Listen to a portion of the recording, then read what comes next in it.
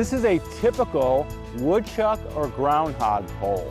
And a woodchuck and a groundhog are the same animal, just a different name. They're in the marmot family or ground squirrel family. It's the largest ground squirrel that we have in Nebraska. It's very common in the eastern part of the state and is now found all the way to North Platte and beyond. So it's pretty much become statewide in wooded areas. They like to be near streams. As you can see, we're on a stream bank. And as you can see, the large amount of dirt. Behind this large amount of dirt, we have a hole that is 8 to 10 inches in diameter, and it's almost a perfect circle. And you can see they're herbivore. They would go after fruit in the garden, but they also like nuts and berries. And this one's feasting on both the mulberries and the raspberries down below. Besides the main hole, there's also a smaller escape hole about 20 foot away, or sometimes 25 foot away. You still can see the 8-inch round hole, but there's very little dirt around it and there's grass covering it. But the main hole is where you're going to do any management or control. Now, the first thing you have to ask yourself, do you need to manage or control this animal? Is it causing a problem? If it's in an area like this, a bit of soil on the side, taking some wild berries, it's really not going to cause a problem. However, if this mound is under your shed or in an area that may erode, you may consider trapping and managing the animal.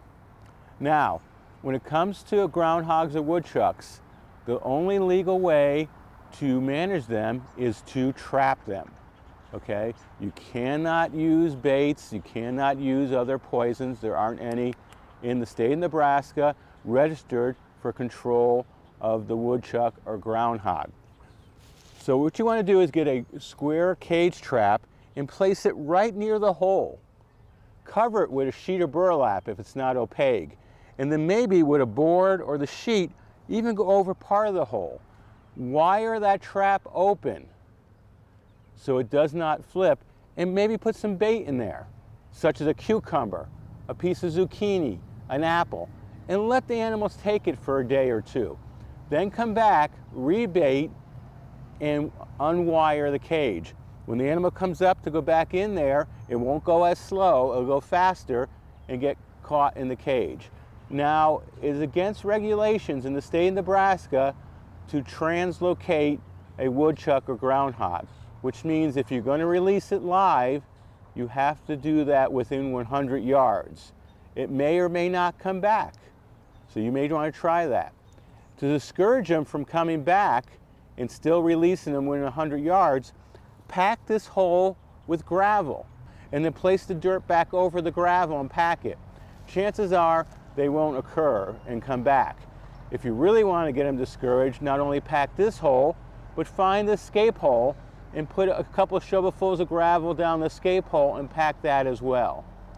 So remember, groundhogs, not much problem.